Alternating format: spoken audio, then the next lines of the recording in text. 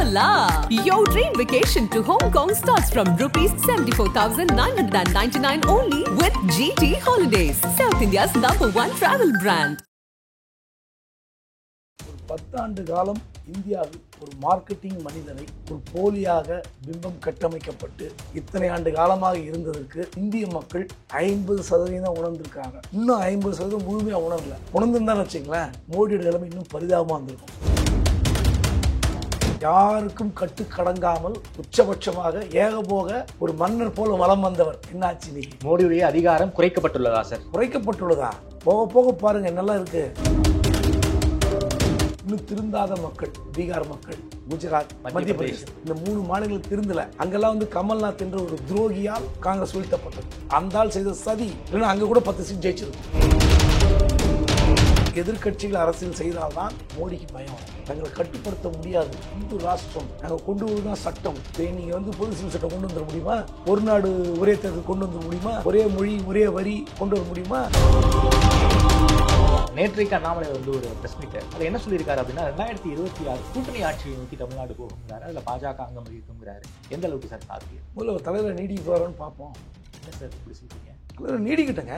2026 வரைக்கும் அவர் இருப்பாரா? ஒருவேளை அதிமுகவுக்கு மத்தியில் ஒரு 4-5 கேபினட் கிடைச்சிடும், பாஜகவுக்கு கிடைச்சிடும். ஸோ தமிழ்நாடு நீங்கள் மத்திய அமைச்சர்கள் இருக்கும்போது திமுகவுக்கு இன்னும் நெருக்கடி வந்திருக்கும். ஏன்னா அவர்கள் போட்டி போட்டுக்கொண்டு இந்த திட்டங்கள் கொண்டு வருவார்கள். நல்லா இருந்திருக்கும் ஸ்டேட்டு. நல்லா இருந்த ஸ்டேட்டை நாசம் பண்ணது யாரு? ஒரே ஒருவர் அண்ணா. திமுகவுக்கு மிகப்பெரிய சவால் காத்திருக்கு. இந்த வெற்றியை வைத்துக் கொண்டு, இந்த வாக்கு செலுத்தி வைத்துக் கொண்டு வேற மாதிரி கணக்கு போட்டு 2026 அணிகலாம் இந்த கூட்டணி இன்டாக்டா வச்சா கூட, கூட்டணி இருந்தும் தோற்று போனால் என்ன பண்ணுவீங்க?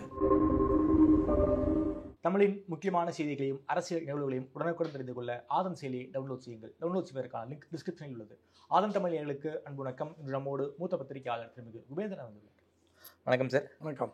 அந்த தேர்தல் முடிவுகளை எப்படி பார்க்குறீங்க? குறிப்பாக யாருக்குமே பெரும்பான்மை கிடைக்கவில்லை. குஜராத்லேயும் சரி, டெல்லியில் கடந்த 10 ஆண்டுகளாகவும் சரி, மோடி ஒரு தனிப்பட்ட மெஜாரிட்டியோட தான் ஆட்சி அமைச்சிருக்காரு. இப்போ கூட்டணி ஆட்சியை நோக்கி பாஜக தள்ளப்பட்டிருக்கு.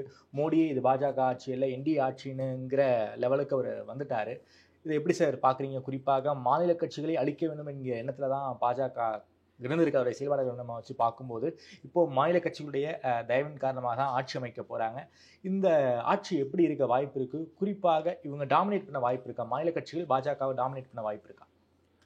ஒரு 10 ஆண்டு காலம் இந்தியாவில் ஒரு மார்க்கெட்டிங் மனிதரை ஒரு போலியாக பிம்பம் கட்டமைக்கப்பட்டு இத்தனை ஆண்டு காலமாக இருந்ததற்கு இன்னும் இந்திய மக்கள் 50% உணர்ந்திருக்காங்க. இன்னும் 50% முழுமையாக உணரல. உணர்ந்துருந்தான்னு வச்சுங்களேன், மோடியோட நிலைமை இன்னும் பரிதாபமாக இருந்திருக்கும். ஓகே. வாரணாசிலேயே அவர் நிலைமை என்ன? 4 ரவுண்டில் லீடிங் வரவே இல்லை. ஆமாம், பின்னடைவு. 2019 4.5 லட்சம் ஓட்டு லீடிங்கில் ஜெயிச்சவர் இப்போ 1.5 லட்சம் ஓட்டு தான் ஜெயிச்சிருக்காரு. ஆமாம். சசிகுமார் டைரக்ஷனு, சுப்பிரமணியபுரம்னு படம். அந்த படத்தில் 2 பேரும் சசிகுமாரும் ஜெய்யும் போவாங்க ஒரு இடத்துல. அவங்கள அட்டாக் பண்ணுறாங்க ஆப்போசிட் கும்பல். அப்போ சொல்லுவான், மரண பயத்தை காட்டிட்டாங்க அப்புறமா அப்படின்னு ஜெய் சொல்கிற மாதிரி ஒரு காட்சி. ஆமாம். அந்த மாதிரி முதல் 3 சுற்றுக்களில் வாரணாசி மக்கள் மோடிக்கு மரண பயத்தை காட்டி விட்டார்கள். 5வது சுற்றில் கூட 6000 ஓட்டு தான் அதிகமாக இருந்தார். அப்போது மோடியோடைய அந்த செல்வாக்கு வீழ்ச்சி அடைந்திருக்கிறது. இதை விட என்ன உள்ளங்கை நெல்லிக்கனி? வேறு என்ன வேணும் உங்களுக்கு? ஒட்டு மொத்தமாக என்ன சொன்னீங்க? ஆப்கி பார் 4000. ஆப்கி பார் 4000 என்னாச்சு? 400, 370, 335.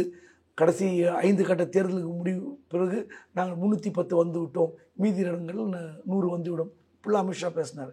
என்ன ஆச்சு? ஆவரேஜ் எக்ஸிட் போல 350 சீட்டு கொடுத்தாங்க எல்லாரும். ஒட்டு மொத்தமாக பாஜக செல்வாக்கு சரிந்திருக்கிறது. நீங்கள் ராமர் கோயில் கட்டின அந்த ஃபைசாபாத் தொகுதியிலே உங்கள் கட்சி வேட்பாளர் தோற்கடிக்கப்பட்டிருக்கிறார். அப்போது மோடிக்கு சரிவு, பாஜகவுக்கு சரிவு. இந்த நிலைமையில் தட்டு தடுமாறி ஒரு கூட்டணி ஆட்சி அமைத்திருக்கிறீர்கள். 3வது முறை ஆர்டிக் எல்லாம் ரைட்டு.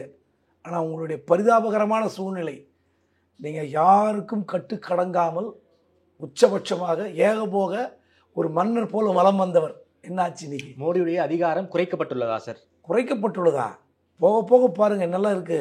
என்ன சார் நடக்க வாய்ப்பு இருக்கு? வெளிநாட்டு டூர் போக முடியுமா? போயிட்டு வரும்போது இங்கே இந்தியாவில் என்ன நடக்கும்? ஜாலியாக சுற்றுனீங்கள, சும்மா அப்படி செகண்ட் ஒரு ஒரு ஒரே ஒரு மாதத்தில் 4-5 டூர் போவீங்க. போயிட்டு வரத்துக்குள்ளே இந்தியாவில் ஒன்றும் நடக்காது. நல்லா கட்டுக்கோப்பாக அடக்கமாக இருந்தாங்க. இருப்பாங்களா? என்ன குழப்பம் வரும்? மீடியா மைக் நீட்டுவாங்கல்ல, பார்லிமெண்ட்டுக்கு பதில் சொல்லி ஆகணும், எதிர்கட்சிகள் எல்லாரும் வந்தாகணும். சபாநாயகர் வந்து டிடிபிக்கு சொல்லிக்கிறீங்க, தெலுங்கு தேச கட்சிக்கு சொல்லிக்கிறீங்க, அவங்க வாங்குறாங்க. அவங்க எப்படி உங்கள் கண்ட்ரோல் வருவாரா? மோடி இப்படி சொல்லாருன்னு சொல்லி போய் சொல்லுவீங்களே, அது லீக் ஆகும் இல்லை? டிடிபிக்கு லீக் ஆகும், டிடிபி கட்சிக்கு லீக் ஆனால் உலகத்துக்கு லீக் ஆகும் இல்லை? நிதிஷ்குமார் ஒரு மந்திரி கூப்பிட்டு இந்த ஸ்கீம் அதானி கொடுங்கன்னு சொன்னோம். ஒரு முக்கியமான துறை அதானிக்கு ஒரு டெண்டர் போகிற துறை நிதிஷ்குமார் கிட்ட இருக்குன்னு வச்சுக்க, அந்த அமைச்சர்கள் கேன்சல் பண்ணி ஆகணும். ஆமாம், இதை வந்து அவர் கொடுங்கன்னு சொல்லணும். வெளியே லீக் ஆகும் இல்லை? பிஎம்ஓ சொன்னாலும் டேரெக்டாக ஆர்டரும் போட முடியாது. நீங்கள் பிஎம் ஆஃபீஸில் யாரோ ஒரு எக்ஸ்ஒய் பேசுவார் மோடிக்காக, இல்லைன்னு சொல்ல, இந்த டெண்டரில் இவ்வளோ தான் போடுவாங்க ரேட்டு, இல்லை சார் இது நல்ல போகலாம், இன்னும் அதிகமாக ஒரு டெண்டர் போடலாம் வேறு கம்பெனி, இல்லை மோடி விரும்புகிறாருன்னு சொன்னால் வெளியே வரும்ல, அசிங்கப்படணுமில்ல. இந்த 10 ஆண்டு காலமாக நடந்த ஊழல்களும் வெளியே வரும். இனி 5 ஆண்டுகளும் என்னெல்லாம் செய்ய போறீங்கன்னு வெளியே தெரியும், பட்ட வர்த்தனமாக தெரியும். இந்தியா கூட்டணி என்ன சார் பண்ணணும்? இந்தியா கூட்டணி அரசியல் பண்ணணும். டெல்லியில் உட்காந்துக்கிட்டு திமுக, காங்கிரஸ் எல்லா கட்சியும் உட்காந்து அரசியல் சிறப்பாக பண்ணணும். ஏன்னா இந்த 10 ஆண்டு காலமாக மூடி மறைக்கப்பட்ட மோடியின் அவலங்கள், ஊழல்கள், அராஜகங்கள் எல்லாம் வெளியே வரணும். ஏன்னா நீங்கள் சிஏஜி வந்து 7 டிபார்ட்மெண்ட் பற்றி சொன்னால, அது தோண்டி எடுக்கணும். என்ன நடந்தது? ஏன் அந்த அதிகாரிகள் மாற்றப்பட்டார்கள்? நெடுஞ்சாலைத்துறை. ஆமாம், ஏன் மாற்றப்பட்டார்கள் அந்த அதிகாரிகள்? உங்கள் ஆட்சி காலத்தில் ஏன் அந்த 7 துறை மட்டும் வெளியே வருது? அது கட்கரி துறை மட்டும் வெளியே வருது. நீங்கள் ஒரு இரும்பு பெட்டிக்குள் இருக்கிற ஒரு நாடு மாதிரி இருந்தது, அயன் பாக்ஸ்குள்ளே இருந்த நாடு மாதிரி. மோடி எடுத்து ஒருத்தரும் பேச முடியாது, மோடி ஆட்சி பற்றி ஒருத்தரும் பேச முடியாது. எல்லா மீடியம் கண்ட்ரோல், எல்லா ஏஜென்சியும் கண்ட்ரோல், நீதித்துறை உள்பட தடுமாறி கொண்டிருந்தது. அப்படிப்பட்ட நேரத்தில் இப்படிப்பட்ட ஒரு காட்சி, இந்த காட்சி போக போக பாருங்கள் இன்னும் சூப்பராக இருக்கும். ஓகே சார், இந்த ஆட்சி நீடிக்க வாய்ப்பு இருக்கா சார்? நீடிக்கும். நம்பர் வந்து 240 இருக்குல்ல, அவர் போக போக ஒரு 6-7 மாதம் தடுமாற்றம் இருக்கலாம். ஆனால் அதன் பிறகு என்ன பண்ணுவார்னா, எனக்கு இன்னொரு பயம் இருக்குது. 37 இடங்களை பெற்ற அகிலேஷ் யாதவ் நிலையத்தால் பரிதாபமாக இருக்குது. அங்கே எத்தனை பேர் உருவார்? காங்கிரஸில் 99 பேர் இருக்காங்க, அங்கே எத்தனை எம்எல்ஏ எம்பி உருவார்? அங்கே ஒரு 15, இங்கே ஒரு 15. இவர் நம்பரை ஸ்ட்ரென்தன் பண்ணுறதுக்கு பண்ணுவார்ல, அந்த காட்சிகளும் சிறப்பாக அரங்கேறும். ஓகே, எப்படி வந்து மற்ற மாநிலங்கள் வந்து குதிரை வீரங்கள் ஈடுபட்டு ஆட்சியை வந்து தக்க வச்சாங்களோ அதே மாதிரி சென்டரில் நடக்க வாய்ப்பு இருக்கா சார்? ஆமாம், அந்த அசிங்கங்கள் நடக்கும்போது அந்த நாடு இன்னும் அழகாக மீடியாக்கள்லாம் எப்படி கை கட்டி வாய்ப்பொத்தி நிற்க போகிறதா அல்லது உண்மையை தோலுறுத்தி காட்ட போகிறதான்னு பார்க்க போகிறோம். ஏன்னா கண்டிப்பாக வந்து இப்படி ஏகபோக சக்கரவர்த்தியாக இருந்தவர் சும்மா இருக்க மாட்டார். பாஜகவுடைய எம்பியில் எண்ணிக்கை ஸ்ட்ரென்தன் பண்ணி ஆகணும். 240 வச்சா சந்திரபாபு நாயுடு மிரட்டுவார், நிதிஷ் மிரட்டுவார். இந்த 2 பேர் மிரட்டலுக்கு அடிபணிய மறுப்பார். அப்போ என்ன பண்ணணும்? இந்த நம்பரை கூட்டணும். நம்பரை கூட்டும் போது யாரெல்லாம் வேலைக்கு வாங்கணும்? காங்கிரஸ் 99 கரைக்கணும், அகிலேஷை கரைக்கணும். யாரெல்லாம் வாய்ப்பு இருக்கோ அவங்களெல்லாம் உள்ளே கொண்டு வருவார். அந்த கூத்துல நடக்கும்போது தான் உலக அரங்கில், இந்திய அரங்கில் மீடியாக்கள் எப்படி வெளிச்சம் போட்டு காட்டுகின்றன. எல்லா மீடியாவும் போட்டாங்கல்ல தலைப்பு, கேலி பண்ணுறாங்களே, போட்டாங்க கர்மா கொயிலேஷன், கர்மா மோடி கட்ஸ் டவுன் இப்படிலாம் போட்டாங்கல்ல. ஒன்று வெளிநாட்டு பத்திரிகை இப்படி எழுதுகின்றன.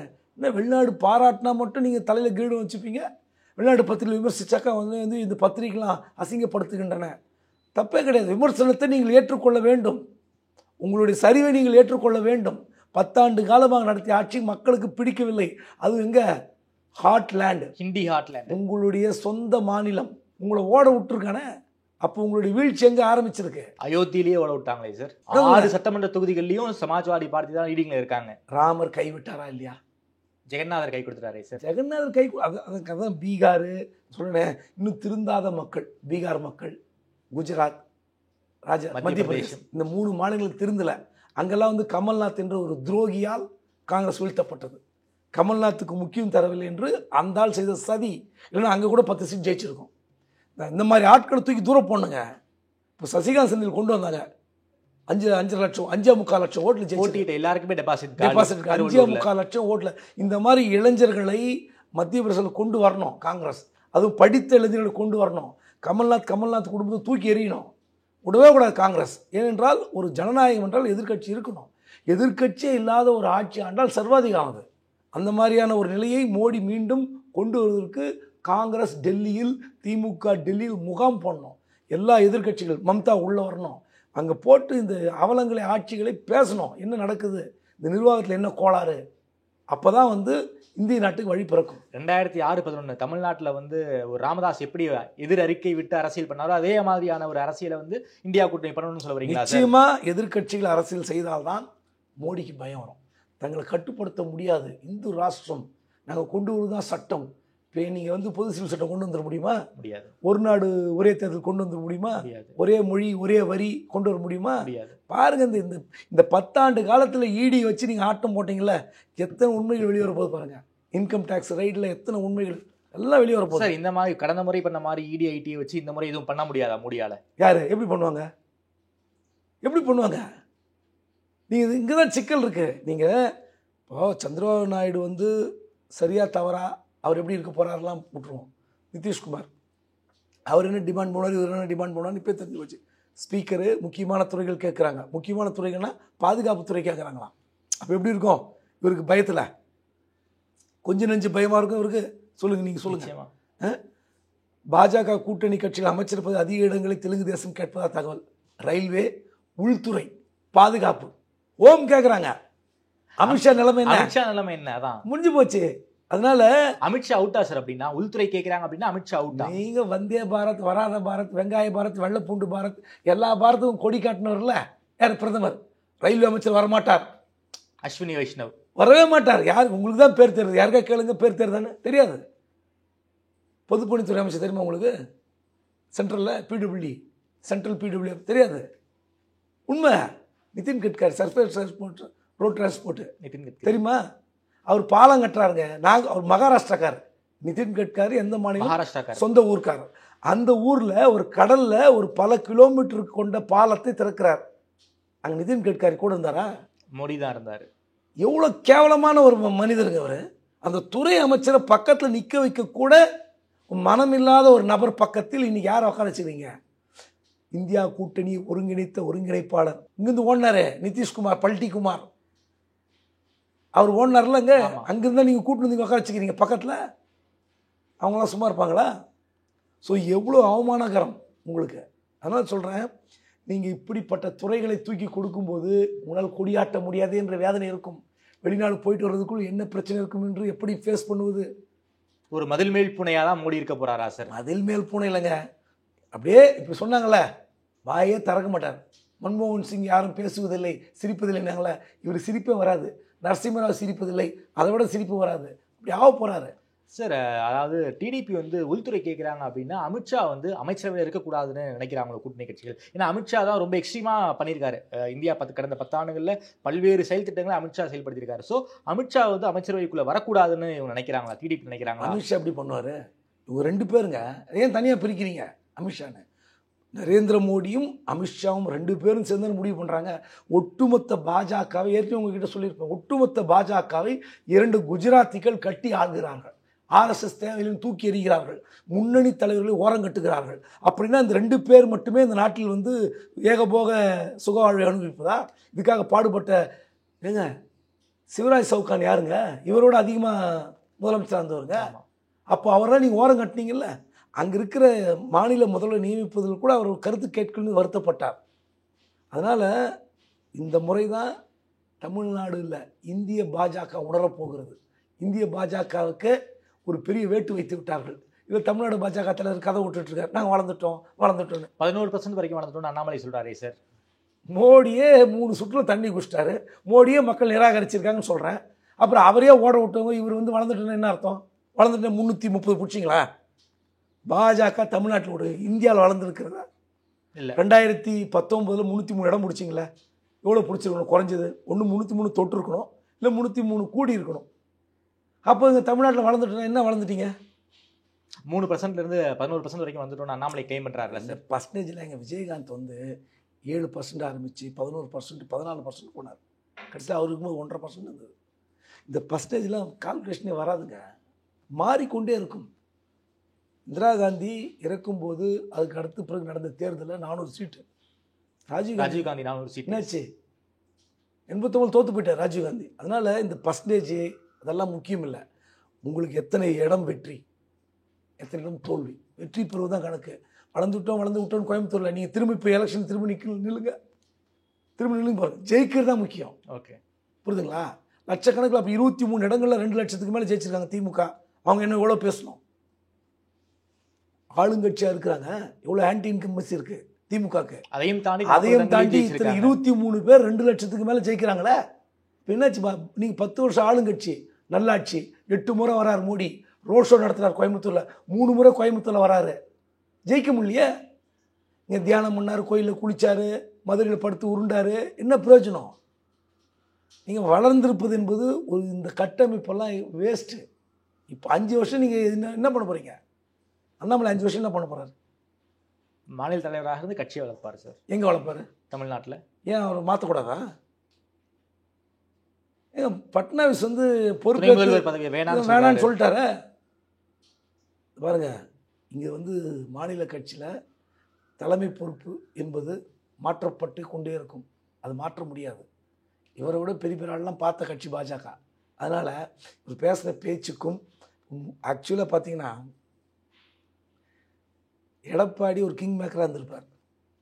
அதாவது பாஜக ஏடிஎம்கே கூட்டணி வைத்திருந்தால் 16 இடங்களில் ஜெயிச்சிருப்பாங்கிற ஒரு செய்தி இன்னைக்கு தேரி இருக்கு.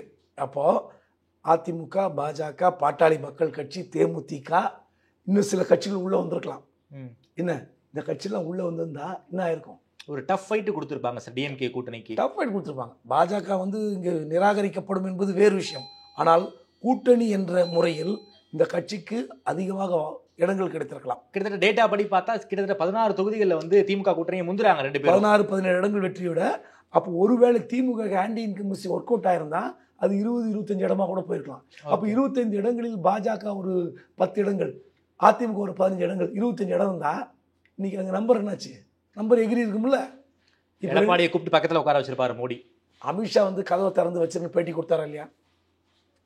தினத்தந்தியில் என்ன சொன்னார்? கதவை திறந்து வைத்துக் கொண்டிருக்கிறோம். என்னாச்சு? கடைசி வரைக்கும் வரல எடப்பாடி. யார் காரணம்? அண்ணாமலை. எடப்பாடி காரணம் இல்லை, அண்ணாமலை தான் காரணம். அவருடைய பேச்சால் தான் எடப்பாடி இந்த முடிவுக்கு வந்தார். ஸோ இதனால் நீங்கள் பார்த்தீங்கன்னா ஒருவேளை அதிமுகவுக்கு மத்தியில் ஒரு 4-5 கேபினட் கிடச்சிருக்கும், பாஜகவுக்கு கிடச்சிருக்கும். ஸோ தமிழ்நாடு நீங்கள் மத்திய அமைச்சர்கள் இருக்கும்போது திமுகவுக்கு இன்னும் நெருக்கடி வந்திருக்கும். ஏன்னா அவர்கள் போட்டி போட்டுக்கொண்டு இந்த திட்டங்கள் கொண்டு வருவார்கள். திமுக நல்லா இருந்திருக்கும். ஸ்டேட்டு நல்லா இருந்த ஸ்டேட்டை நாசம் பண்ணது யார்? ஒரே ஒருவர், அண்ணாமலை. நீங்கள் தமிழ்நாட்டில் இந்திய அளவில் முதல் பேட்டி, மோடியோட பேட்டி எங்கே? தமிழ்நாட்டுக்கு தினத்தந்தி நிறுவனத்துக்கு தான் ஃபஸ்ட்டு பேட்டி கொடுத்தார். முதல் பேட்டி வேட்டி சட்டையோட வந்தார். அதுக்கப்புறம் பல முறை வந்தார், எல்லாம் பண்ணார். தமிழ்நாடு மக்கள் ஏன் நிராகரிக்கிறாங்க? ஏன் உங்களுக்கு பிடிக்கல? நீங்கள் அப்படி தான் பார்க்கணும். நாங்கள் நம்பர் வாங்கிட்டோம், இவ்வளோ மார்க் வாங்கிட்டோம், பர்சன்டேஜ் வச்சிட்டோம், இதெல்லாம் முக்கியமே கிடையாதுங்க. யார் டிஸ்டிங்ஷன் 100க்கு யார் 95, 98 பார்க்கணுமே தவிர நாங்கள் போன முறை 24 மார்க் வாங்கினோம், இந்த முறை 36 மார்க் வாங்கியிருக்கோம், பேச்சே எடுபடாது. அப்படி யாராவது கிளைம் பண்ணிக்க முடியுமா? ஒரு ஸ்டூடெண்ட்டு 98, 100 வாங்கினா தானே ஸ்கோர் பண்ண தானே பற்றி பேப்பரில் வரும். அதை நீங்கள் எத்தனை ஜெயிச்சிங்க? எல்லாம் யார்? முன்னாள் கவர்னர், மத்திய அமைச்சர், 2 கல்வி தந்தைகள், ஒரு எம்எல்ஏ, இவ்வளோ பேர் போட்டிட்டு எல்லாம் தோப்பீங்க. கேட்டால் நாங்கள் வளர்ந்துட்டோம், என்ன பிரயோஜனம் சொல்லுங்கள்? நீங்களே சொன்னீங்க சார், கோயம்புத்தூரில் அண்ணாமலைக்கு நிச்சயமாக 3வது இடம் தான்னு சொன்னீங்க. உங்களுடைய கணிப்பு பொய்யா இருக்குது. 2வது இடத்துக்கு வந்திருக்காரு. 2வது இடத்துக்கும் 3வது இடத்துக்கும் கிட்டத்தட்ட ஒரு 2 லட்சம் ஓட்டு டிஃப்ரென்ஸாக இருக்குது. அதிமுக எப்படி சார் கோவையை கோட்டை விட்டாங்க? குறிப்பாக எல்லாருமே 2வது இடத்துக்கு வந்துருவாங்கன்னு நினச்சோம். அங்கே என்ன சார் உள்ளடி விலைகள் எதுவும் நடந்திருக்கா கோயம்புத்தூர் அதிமுகவை பொறுத்த வரைக்கும்? இல்லை, அப்படி ஒரு குற்றச்சாட்டு முன்னாள் அமைச்சர் எஸ்பி வேலுமணி மீது வைத்தால் அது சரியான எனக்கு சொல்ல தெரியல. இப்போது உண்மை விசாரிக்கணும், களம் விசாரிக்கணும். அதாவது அண்ணாமலைக்காக எஸ்பி வேலுமணி விலை போய்விட்டார் என்ற குற்றச்சாட்டை நான் வந்து ஏற்க மறுக்கிறேன் தனிப்பட்ட முறையில். ஏன்னா எல்லாரும் சொன்ன வார்த்தை தான், ஏக்நாத் ஷிண்டே அவர் கட்சியிலேருந்து வந்து சேரப்போகிறார். இன்றில் கூட வந்து ஒரு 25-30 நாட்களுக்கு முன்பாக எழுதினார்கள் கட்சி பிளவுபட போன்னு. அப்படிப்பட்ட முடிவை நிச்சயமாக எஸ்பி வேலுமணி எடுக்க மாட்டார் என்று நான் உறுதியாக நம்புகிறேன். அதாவது அண்ணாமலைக்காக அதிமுக வேலை செய்யலை. உண்மையிலே அண்ணாமலை மீது ஒரு மோகம் இருந்தது அந்த ஊர் மக்களுக்கு. இளைஞர்கள், நடுத்தர வர்க்கத்தினர், தொழில்துறையினர் போட்டிருக்கலாம், இவர் ஜெயிச்ச அமைச்சராயிடலாம், ஒரு மத்திய அமைச்சர் தமிழ்நாட்டு கோயம்புத்தூர் கிடைக்க போகிறார் என்ற மோகத்தில் ஓட்டு போட்டிருக்கலாம். ஆனால் எண்டு ரிசல்ட் என்னங்க? யாருக்கிட்ட தோத்தீங்க? திமுக கிட்ட. கணபதி ராஜ்குமார் என்ற அதே ஒரு விவசாயியுடைய மகன்கிட்ட தான் நீங்கள் தோத்தீங்க. அதுதான் கம்பேரிசன். சும்மா நான் குப்புசாமியின் மகன், கருணாநிதியின் மகள் எல்லாம் சொல்லக்கூடாது. புரியுதுங்களா? அது மாற்ற முடியாத விஷயம். அப்பாவை மாற்ற முடியாது. கணபதி ராஜ்குமார் யார்கிட்ட நீங்கள் மோதினீங்க, யார்கிட்ட தோத்தீங்க, அதுதான் பார்க்கணும். தமிழிசை தோற்றுவிட்டார், நயினார் தோற்றுவிட்டார், ஏசிஎஸ் தோற்றுவிட்டார். ஏங்க துரைமுருகன் அமைச்சர், மாநில அமைச்சருங்க, கட்சியுடைய பொதுச் செயலாளருங்க, 25,000 50,000 வாக்குகளை ஜெயிச்சா புண்ணியன்னு பேசினவர். உள்ள இருந்த கூட்டத்தில் என் பையனை ஜெயிக்க வச்சிருங்க, என் பையன் உங்ககிட்ட அவமரியாதை பண்ணி தான் நான் மன்னிப்பு கேட்டுக்கிறேன்னு சொன்னார். எல்லா நகர ஒன்றிய கிளைக்கழக நிர்வாகிகள் கூப்பிட்டு பேசினார். அவன் சீட்டு வேணான்னு சொன்னால், இருந்தாலும் அந்த சீட்டு வேணும்னு ஆசைப்பட்டிருக்காரு. நிற்க வச்சிருக்கேன், என்னை தோற்கடிக்காதீங்க, கதிரானந்த் மேல் இருக்கிற கோபத்தில் என்னை தோற்கடிக்காதீர்கள் என்று கட்சிக்காரில் மன்றாடி பேசியவர். எவ்வளோ 2 லட்சம் ஓட்டில் ஜெயிச்சிருக்கார். ஏசிஎஸ் என்னங்க எங்கே இருக்கார்? ஏசிஎஸ் இந்த முறை 2 முறை நின்று தோற்றுருக்கார். இந்த முறை அனுதாபாலையில் ஜெயித்து விடுவார். குறிப்பாக இஸ்லாமியர்கள் மத்தியில் ஒரு ஆதரவு இருக்குது அப்படின்லாம் சொன்னாங்க. எல்லாம் சொன்னீங்க, என்ன ஆச்சு? 2 லட்சம் ஓட்டில் தோற்று. அப்போ என்ன அர்த்தம்? தமிழ்நாட்டில் பாஜகவுக்கு இடமில்லை. இதுதான் கணக்கு. இப்படி தான் பார்க்கணுமே தவிர இந்திய அளவில் இடமில்லை. அதை நீங்கள் புரிஞ்சுக்கணும். ஏதோ குஜராத், மத்திய பிரதேஷ், பீகார் கை கொடுத்து விட்டதெல்லாம் முக்கியம் இல்லை. அங்கெல்லாம் என்ன மகாராஷ்டிரா என்ன பண்ணீங்க? கட்சியை உடைச்சாங்க. 2 கட்சியை உடைச்சாங்க. ஆமாம், என்னாச்சு? Okay sir. நேற்றைக்கு அண்ணாமலை ஒரு ப்ரெஸ் மீட்டு, அதில் என்ன சொல்லியிருக்காரு அப்படின்னா, 2026 கூட்டணி ஆட்சியை நோக்கி தமிழ்நாடு போகுங்கிறாரு. அதில் பாஜக அங்கம் வகிக்குங்கிறாரு. எந்த அளவுக்கு சார் சாத்தியம்? முதல்ல ஒரு தலைவரை நீடிக்க போகிறான்னு பார்ப்போம். என்ன சார் இப்படி சொல்கிறீங்க? தலைவர் நீடிக்கிட்டங்க. 2026 வரைக்கும் அவர் இருப்பாரா? தலைவராகவே இருப்பாரா? நான் கேட்குறேன். கண்டிப்பாக நிச்சயமாக ஒரு மாற்றம் வருவதற்கு வாய்ப்பு இருப்பதாக நான் பார்க்கிறேன்.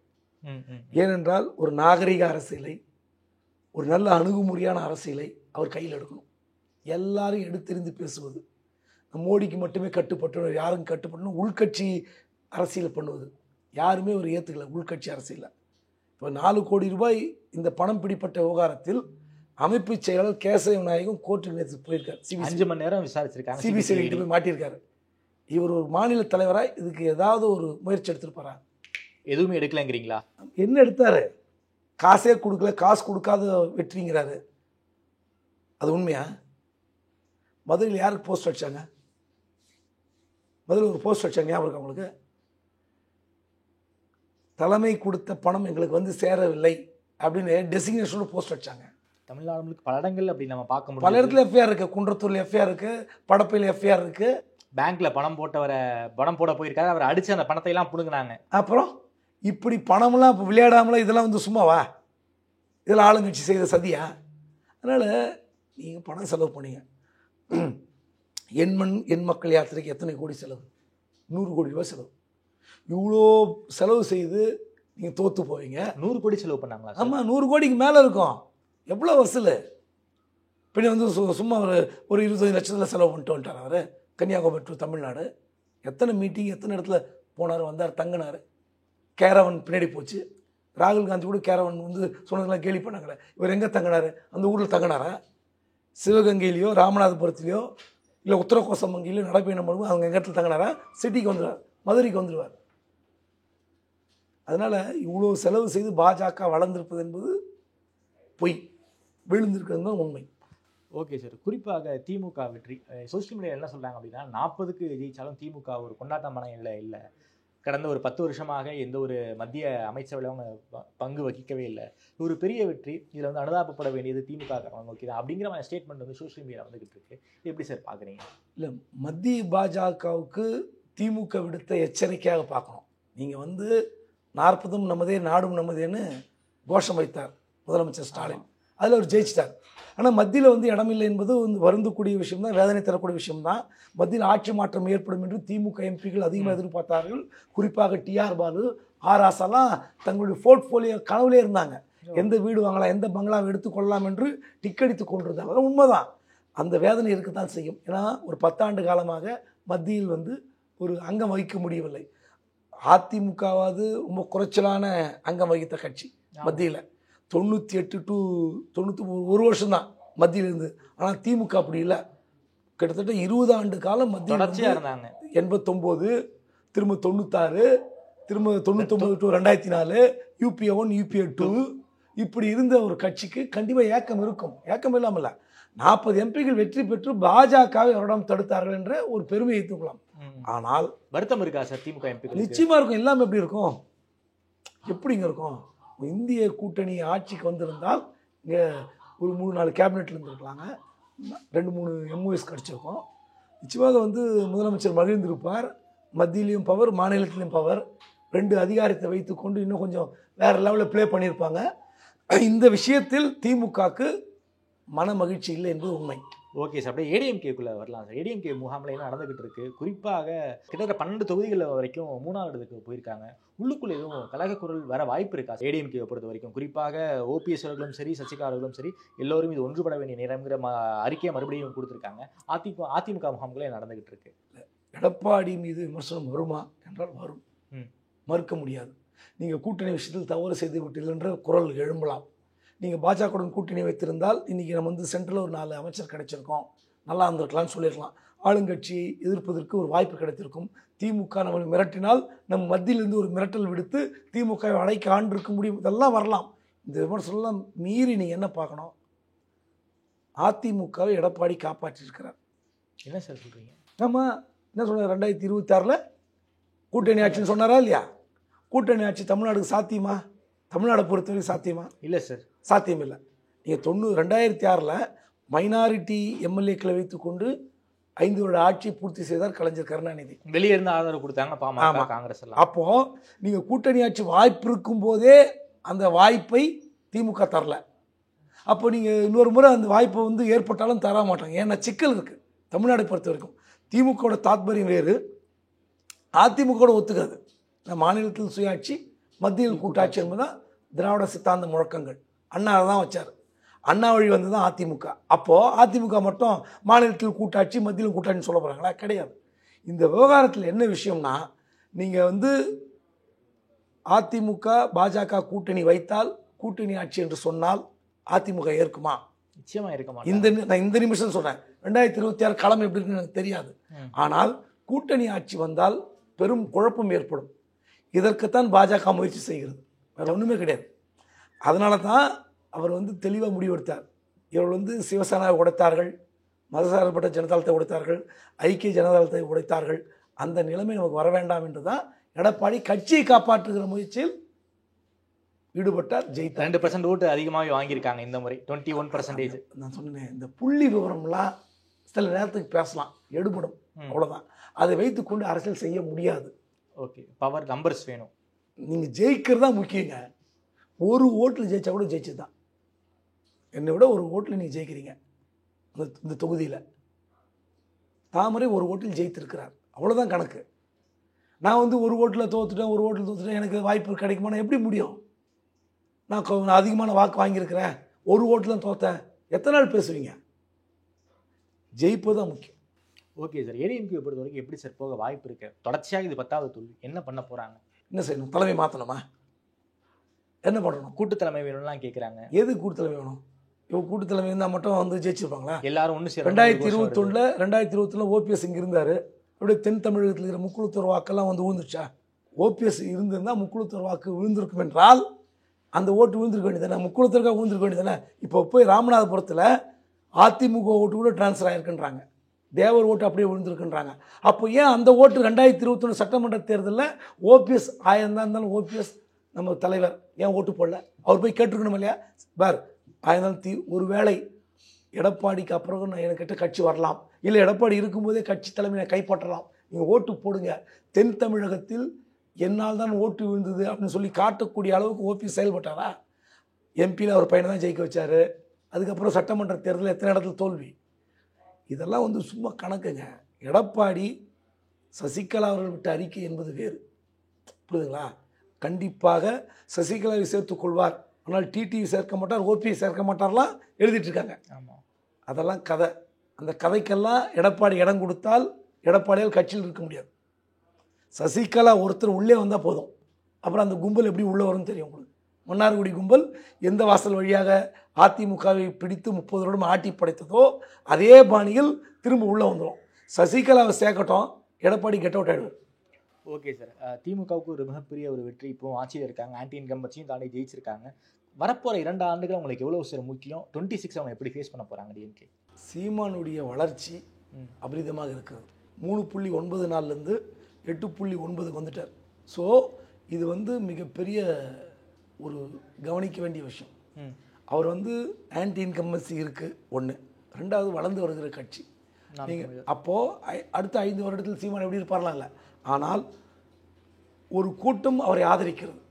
விஜய் வேற வரப்போறார். அப்போ இப்படியான சூழலில் திமுகவுக்கு மிகப்பெரிய சவால் காத்திருக்கிறது. இந்த 2 வருட ஆட்சி எப்படி நீங்கள் செய்ய வேண்டும்?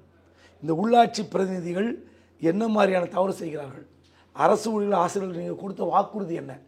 அதுக்கப்புறம் பப்ளிக் கிரீவன்ஸ் சிஸ்டத்தில் நமக்கு என்ன ஃபெயிலியர்? இதையெல்லாம் நீங்கள் கவனிக்கலைன்னா திமுகவுக்கு நெருக்கடி இருக்கிறது. இந்த வாக்கு வித்தியாசம், இந்த கணக்கெல்லாம் பார்லிமெண்ட்டோடு முடிஞ்சிடும். கூட்டணி பலம் சார் எல்லாம் பார்லிமெண்ட்டோடு முடிஞ்சிடும். நீங்கள் சட்டமன்றம் என்று வரும்போது உங்களுக்கான எதிர்ப்பு தான் பிரதானமாக நிற்கும். கண்டிப்பாக ஆன்டி இன்கம்பன்சி இருக்கும், இல்லாமல் இருக்காது. அதனால் இப்போ இந்த வெற்றியை வைத்துக்கொண்டு, இந்த வாக்கு சதவீதத்தை வைத்துக்கொண்டு வேறு மாதிரி கணக்கு போட்டு 2026 அணிகளாம் இந்த கூட்டணி இன்டாக்டாக வச்சா கூட, கூட்டணி இருந்தும் தோற்று போனால் என்ன பண்ணுவீங்க? கூட்டணி பலத்தோடு இருந்து தோற்று போனால் என்ன பண்ணுவீங்க? பாஜக தான் உத்தரப்பிரதேசத்தில் யோகி நல்லாட்சி செய்தார் தான் சொன்னாங்க. 47 இடங்களை விட்டு கொடுத்துட்டீங்க. எப்படி வந்தது? என்னாச்சு? காங்கிரஸுக்கு பலமே கிடையாதுங்க. யூபியில் சமாஜ்வாடி பார்ட்டியோடைய பலத்தில் காங்கிரஸ் ஜெயிச்சிருக்கு. அந்த 10 எம்பிக்கள் எப்படி வந்தது? அப்போ என்ன மாதிரியான மனநிலையில் மக்கள் இருந்தார்கள்? ஸோ உங்களுக்கு எதிரான வாக்குகள் உங்களுக்கு எதிராக திரும்பும் என்பதை நீங்கள் உணரலைன்னா திமுக மிகப்பெரிய சவால் காத்திருக்கிறது. அந்த விஷயத்தில் திமுக வேற அணுகுமுறையில், வேற கோணத்தில் நிர்வாகத்தை சரி செய்ய வேண்டியிருக்கும். ஓகே சார், இப்போ உள்ளாட்சி அமைப்புகள்லாம் கழிச்சிட்டு அதற்கும் ஒரு தேர்தல் நடத்த வாய்ப்பு இருக்குங்கிற மாதிரியான செய்திகள்லாம் அனுப்பிட்டு இருக்கு. எந்த அளவுக்கு சார் உண்மை? எந்த உள்ளாட்சி அமைப்புகளை கழிச்சிட்டு புதுசாக வந்தாலும் பண்ணுவாங்க. நீங்கள் திமுக விவகாரத்தில் நிர்வாகிகள் கீழே இருக்கிற அடிமட்ட தொண்டர்களை சமாளிப்பது கஷ்டம். ஆனால் இரும்பு கரம் கொண்டு அடக்குவேன் இப்படிலாம் சொன்னார்ல முதலமைச்சர். சாட்டை எடுப்பேன்னு சொன்னார், எல்லாம் சொன்னார்ல. நீங்கள் திருநெல்வேலியில் என்ன பார்த்தோம்? உட்கட்சி பிரச்சனை. மேயர் எப்படி எவ்வளோ அசிங்கப்பட்டாங்க. இங்கிருந்து அங்கே ஊருக்கு போய் அமைச்சர் தங்கம் தினசு அங்கே போய் 1 மாதம் தங்கி பஞ்சாயத்து பண்ணி எம்எல்ஏக்கள் சொன்னது கேட்கல, எம்பிக்கள் சொன்னது கேட்கல, உள்ள இருக்கிற யார் சொன்னாலும் கேட்கல. அப்போ என்ன அர்த்தம்? தலைமைக்கு கட்டுப்படவில்லை. இந்த மாதிரியான ஒரு திருநெல்வேலி மேயர் மட்டுமல்ல, இந்த மாதிரி பல மாநகராட்சிகள் குழப்பம் இருக்கிறது. ஆமாம், இப்போ எதிரொலிக்கலை. ஆனால் சட்டமன்ற தேர்தல் என்று வந்தால் பல பிரச்சனைகள் எதிரொலிக்கும். இது திமுகவுக்கு சவாலாக தான் இருக்கும்னு சொல்ல வரீங்களா சார்? 100%. குறிப்பாக இந்திய அரசியல் தொடங்கி தமிழ்நாடு அரசியல் வரைக்கும் பல்வேறு கேள்விகளுக்கு ரொம்ப விரிவாக பதில் சொல்லியிருக்கீங்க. நேரம் கொடுத்து பேசியமைக்கு நன்றி உபேந்திரன் சார்.